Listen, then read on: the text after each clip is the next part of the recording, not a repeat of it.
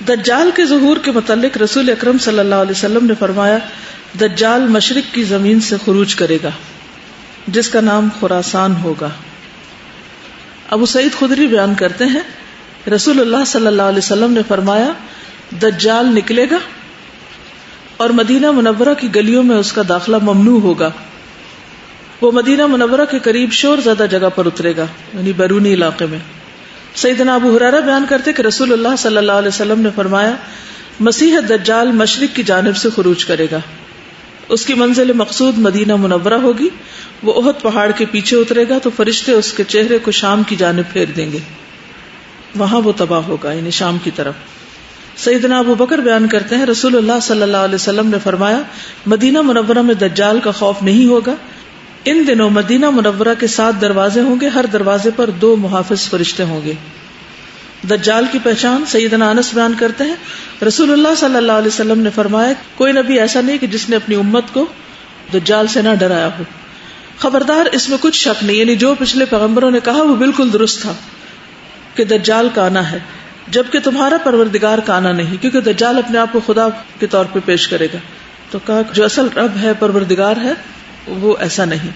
دجال کی دونوں آنکھوں کے درمیان کافرہ لکھا ہوگا۔ بخاری اور مسلم کی حدیث ہے، سیدنا حذیفہ بیان کرتے ہیں، آپ نے فرمایا، دجال جب نکلے گا تو اس کے ساتھ پانی اور آگ ہوگی، جس کو لوگ پانی سمجھیں گے وہ جلانے والی آگ ہوگی، اور جس کو لوگ آگ سمجھیں گے وہ ٹھنڈا میٹھا پانی ہوگا۔ تم میں سے جو شخص اس کو پائے تو وہ اس کی آگ میں گر پڑے، اور وہ ٹھنڈا عمدہ پانی ہوگا، یعنی اسے گھبرائے نہیں، کیونکہ اس کا فتنہ بہت بڑا ہے۔ عبادہ بن صامت بیان کرتے ہیں، رسول اللہ صلی اللہ علیہ وسلم نے فرمایا، میں نے تمہیں دجال کے بارے میں بتایا، لیکن میں نے محسوس کیا کہ تم اسے سمجھ نہیں سکے۔ اس میں کچھ شک نہیں کہ مسیح دجال پستہ قد ہے۔ اس سے کیا پتہ چلتا ہے کہ وہ انسان ہوگا، یعنی انسانی شکل میں ہوگا، کیونکہ بعض لوگوں نے ٹیلی ویژن کو دجال قرار دے دیا، کسی نے کسی اور چیز کو، اور پھر اس سے دجالی فتنوں کا ایک لمبا چوڑا سلسلہ شروع کر دیا۔ لیکن ان تمام نشانیوں کے بارے میں یہ بات یاد رکھیے کہ جیسا کہا گیا ہے اس کو ویسا ہی سمجھنا ایمان کا حصہ ہے، اس میں من مانی تعویلیں نہیں کرنی چاہیے۔ اس میں کچھ شک نہیں کہ مسیح دجال پستہ قد ہے، چلتے ہوئے اس کے دونوں قدموں کے درمیان آگے سے تھوڑا فاصلہ اور ایڑیوں کی جانب سے فاصلہ زیادہ ہوگا۔ یعنی بعض لوگ چلتے ہیں نا تو یوں پاؤں کھول کے چلتے ہیں کہ جس سے پنجے جو ہیں ان کا فاصلہ زیادہ ہوتا ہے اور ایڑیوں کا کم، یعنی جب چلے گا تو آگے کے حصے میں فاصلہ کم نظر آئے گا اور پیچھے زیادہ ہوگا۔ وہ کانا ہوگا، اس کی آنکھ جسم کے ساتھ برابر ہوگی، یعنی ایک آنکھ نہ ابری ہوئی اور نہ دھسی ہوئی۔ اگر تم پر معاملہ پیچیدہ ہو جائے تو سمجھ لو کہ تمہارا پروردگار کانا نہیں، یعنی اگر کسی کو شک پڑے اور دجال ایسے ایسے کرتب دکھائے کہ جس سے کسی کو یہ یقین ہو چلے کہ شاید یہی رب ہے، تو کبھی اس شک میں مبتلا بھی نہ ہونا، کیونکہ تمہارا پروردگار کانا نہیں، تم اس کی شکل سے ہی اس کو پہچان لو۔ فتنہ دجال کے بارے میں ام شریک بیان کرتی ہے، رسول اللہ صلی اللہ علیہ وسلم نے فرمایا، لوگ دجال کے فتنے سے بھاگیں گے، یہاں تک کہ پہاڑوں میں پناہ لیں گے۔ ام شریک کہتی ہے، میں نے دریافت کیا، اے اللہ کے رسول صلی اللہ علیہ وسلم، ان دنوں عرب کہاں ہوں گے؟ آپ نے فرمایا، وہ تعداد میں بہت کم ہوں گے۔ صحیح مسلم کی روایت ہے۔ دجال کے پیروکاروں کے بارے میں آپ نے فرمایا، اصفہان کے 70,000 یہودی دجال کے پیروکار ہوں گے، انہوں نے طیلسان کپڑے کا نام کا لباس پہن رکھا ہوگا، یعنی طیلسان پہن رکھا ہوگا، ایک لباس کا نام ہے۔ پھر اس کے بعد عیسیٰ علیہ السلام اتریں گے اور پھر وہ دجال کا مقابلہ کریں گے۔ یہاں میں انشاءاللہ چند باتیں اور آپ سے دجال سے متعلق کروں گی۔ اس کے بارے میں جاننا اور اس کو اسی طرح ماننا ضروری ہے جس طرح ہمیں بتایا گیا ہے وحی کے ذریعے، کیونکہ اس کے علاوہ ہمارے پاس کوئی علم کا سورس نہیں ہے، اور ایسے معاملات میں ظن و قیاس سے بھی کام نہیں لینا چاہیے، اپنے امیجنیشن سے دجال نہیں بنانا چاہیے، جو وہ ہے وہی ہے، اور اس کو کہاں سے جاننا چاہیے؟ نبی صلی اللہ علیہ وسلم کی بتائی ہوئی ڈسکرپشن سے۔ سب سے پہلی بات یہ ہے کہ زمین کا سب سے بڑا فتنہ ہوگا۔ رسول اللہ صلی اللہ علیہ وسلم نے فرمایا، آدم کی پیدائش سے لے کر قیامت کے درمیانی وقفے میں دجال سے زیادہ کوئی بڑا واقعہ پیش نہیں آیا۔ کوئی چیز، کوئی فتنہ، کوئی مصیبت، کوئی آفت اس سے بڑی نہیں زمین والوں کے لیے۔ اسی لیے ہمیں ہر نماز کے بعد دجال کے فتنے سے پناہ مانگنی چاہیے، دعا سکھائی گئی۔ ہر نبی نے دجال سے ڈرایا، مسند احمد کی روایت ہے، رسول اللہ صلی اللہ علیہ وسلم نے فرمایا، اللہ نے جس نبی کو بھی بھیجا اس نے اپنی امت کو دجال سے ضرور ڈرایا۔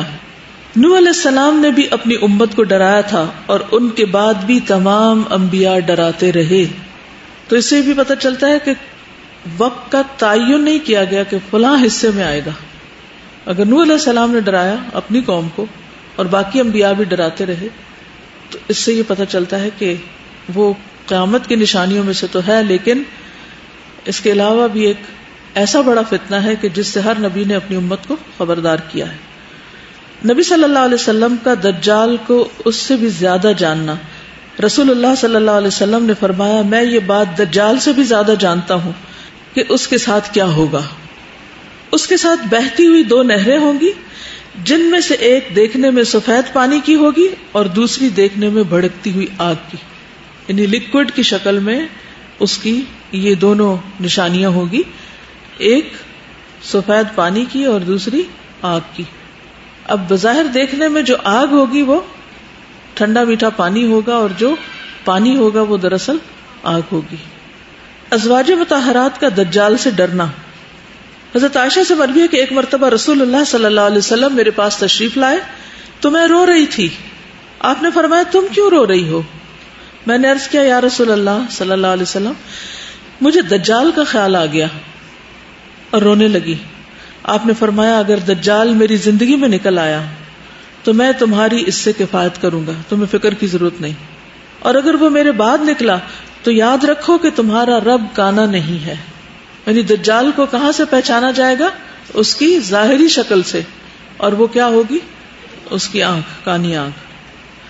نبی صلی اللہ علیہ وسلم کی زوجہ ام سلمہ سے روایت ہے، کہتی ہیں کہ ایک رات میں نے دجال کو یاد کیا تو مجھے نیند ہی نہ آئی۔ کیا ہم میں سے کبھی کوئی رویا اور کبھی اس کی نیند خراب ہوئی؟ اور یہ نبی صلی اللہ علیہ وسلم کے زمانے کی بات ہے۔ یعنی ایمان دیکھیں کس درجے کا ہے نا، کہ اگر انہوں نے خبردار کیا ہے تو اتنا یقین ہے کہ پتہ نہیں کس وقت یہ آفت سامنے آ جائے۔ اور اس میں بھی ڈرنے کی سب سے بڑی بات یہ ہے کہ وہ ایمان کا دشمن ہوگا، اور اگر ایمان ہی چلا جائے تو باقی انسان کے پاس کیا بچتا ہے۔ صبح میں نبی صلی اللہ علیہ وسلم کی خدمت میں حاضر ہوئی اور آپ سے اس کا ذکر کیا تو آپ نے فرمایا، اس طرح پریشان مت ہو، اگر اس نے میری زندگی میں خروج کیا تو اللہ میرے سبب سے تم کو اس سے کفایت کرے گا، یعنی میری وجہ سے تم محفوظ رہو گے انشاءاللہ، اور اگر اس نے میری وفات کے بعد خروج کیا تو اللہ نیک لوگوں کے سبب سے یعنی جو اس دور میں ہوں گے تمہاری کفایت کرے گا۔ تو اس سے یہ بھی پتہ چلتا ہے کہ جب دجال آئے گا اس دور میں ابھی نیک لوگ بھی موجود ہوں گے۔ پھر فرمایا، ہر نبی نے اپنی امت کو دجال سے ڈرایا ہے اور میں بھی تمہیں اس سے ڈراتا ہوں۔ یقیناً وہ کانا ہے اور اللہ تعالیٰ کانا نہیں ہے۔ وہ زمین میں چلے گا اور زمین و آسمان تو اللہ کی ملکیت ہے، خبردار رہو۔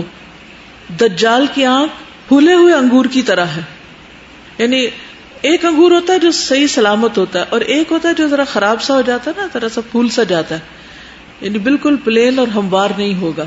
وہ آنکھ جو دکھ رہی ہوگی اس کی شکل جو ہے وہ یعنی ہوگی برابر، لیکن پھولی پھولی نظر آئے گی۔ اب دیکھیں کہ کبھی آپ نے کسی کی خراب آنکھ دیکھی ہے؟ وہ عام آنکھیں جو ہوتی ہیں وہ بالکل انٹیکٹ ہوتی ہیں، اپنے جگہ پر ہوتی ہیں، لیکن جو پھولی بھی ہوتی ہیں وہ ایسے جیسے پچکی سی۔ دجال کے آنے کے بعد ایمان لانا فائدہ مند نہ ہوگا۔ رسول اللہ صلی اللہ علیہ وسلم نے فرمایا، 3 چیزوں کے ظاہر ہو جانے کے بعد کسی آدمی کا ایمان لانا اس کے لیے فائدہ مند نہ ہوگا جو اس سے پہلے ایمان نہ لایا ہو، یا اس نے اپنے ایمان کی حالت میں نیک عمل کیا تو وہ بھی فائدہ نہ دے گا۔ سورج کا مغرب سے نکلنا، دجال کا نکلنا، دابت الارض کا نکلنا، یعنی اتنی بڑی بڑی نشانیاں ہیں کہ جن کو پہچاننے میں کچھ مشکل نہیں ہوگی، اور اس کے بعد پھر انسان ڈر کے کہے کہ اب میں اچھا بنتا ہوں تو پھر فائدہ نہ ہوگا۔ ہمیں اس سے کیا پتہ چلتا ہے؟ ہمیں کیا کرنا چاہیے؟ کیا سیکھنے کی بات ہے ان احادیث میں جو اب تک ہم نے پڑھی ہیں کتاب سے اور اس سے؟ دیکھیے، اکثر ہم اپنے اعمال کو ٹالتے رہتے ہیں نا، اچھا اب کر لیں گے، پھر کر لیں گے، کبھی کر لیں گے، اگلے سال کر لیں گے، پھر کیا ہوا؟ چونکہ ہماری پرائرٹی دنیا ہوتی ہے، اس لیے ہم دنیا کی چیزوں کے پیچھے بھاگتے بھاگتے، اور اس کی مثال کیا ہے؟ جیسے سایہ، جیسے انسان کا اپنا سایہ ہوتا ہے نا، تو سائے کے پیچھے آپ بھاگتے رہیں تو آپ کبھی بھی اس کو پکڑ نہیں سکتے. تو دنیا کی جتنی بھی چیزیں ان کے پیچھے ساری زندگی بھی بھاگ بھاگ کے تھک جائیں تو آپ پوری طرح اس کو پکڑ نہیں سکتے. اپنے سارے جو آرزویں اور تمنائیں اور خواہشات ہیں ان سب کو پا نہیں سکتے. اس لیے کبھی بھی نیک کاموں میں دیر نہیں لگانی چاہیے. جو موقع ہاتھ آئے, جو کرنے کا موقع ملے, سستی کے مارے اسے ڈیلے نہ کریں کہ کل کر لیں گے. کوئی پتہ نہیں سویرے آپ اٹھیں تو کچھ اور ہی فتنہ سامنے آئے وہ, اور اگر وہ سامنے آ گیا فتنہ تو پھر توبہ کرنا اور نیک عمل کرنا فائدہ نہ دے گا.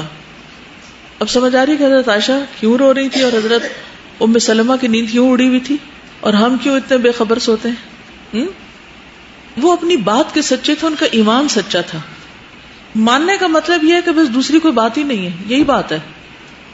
اور ہمارا ایمان ڈاواڈول قسم کا ہے. کیا پتا ایسا نہ ہو, کیا پتا اس کا یہ مطلب ہو, کیا پتا وہ مطلب ہو, تعویلیں کرتے رہتے ہیں. ایک اور بات یہ کہ عموماً دجال کے بارے میں جو قیاس آرائیاں کی جاتی ہیں اور مختلف چیزوں کو دجال بنا کے دجال کی جو انٹینسٹی ہے اس فتنے کی, اس کو دراصل ہم نے کم کر دیا, اور طرح طرح کی باتیں اور قیاس آرائیاں, اور پھر اس کے بعد کوئی خوف اور فکر ہے ہی نہیں. بس ایسے ہی ہے جیسے کسی بھی نیوز کے اوپر ہم تبصرہ کر رہے ہوتے ہیں, ایسے ہی دجال کے اوپر بھی تبصرے کرتے رہتے ہیں, اینڈ دیٹس اٹ. جو کرنے کا کام ہے وہ ہم نہیں کرتے. نبی صلی اللہ علیہ وسلم کی امت میں دجال کا خروج ہوگا. رسول اللہ صلی اللہ علیہ وسلم نے فرمایا دجال میری امت میں نکلے گا. یہ صحیح مسلم کی روایت ہے, یخرج الدجال فی امتی. پھر صحیح مسلم کی روایت میں آتا ہے کہ ہر شخص کو خود دجال سے مقابلہ کرنا ہوگا. ٹھیک. رسول اللہ صلی اللہ علیہ وسلم نے فرمایا میں تمہارے بارے میں دجال کے علاوہ دوسرے فتنوں کا زیادہ خوف کرتا ہوں. اگر وہ میری موجودگی میں ظاہر ہو گیا تو تمہارے بجائے میں اس کا مقابلہ کروں گا. اگر میری غیر موجودگی میں ظاہر ہوا تو ہر شخص خود اس سے مقابلہ کرنے والا ہوگا, اور اللہ ہر مسلمان پر میرا خلیفہ اور نگہبان ہوگا. اب آپ کہیں گے دوسری حدیث میں تو آیا کہ جو نیک لوگ ہوں گے وہ کفایت کریں گے, تو مطلب یہ ہے کہ نیک لوگ اس کی یاد دہانی کراتے رہیں گے ممبر و محراب سے اور مختلف جگہوں پر کہ لوگوں کو اس کے لیے ایک طرح سے تیار رکھیں.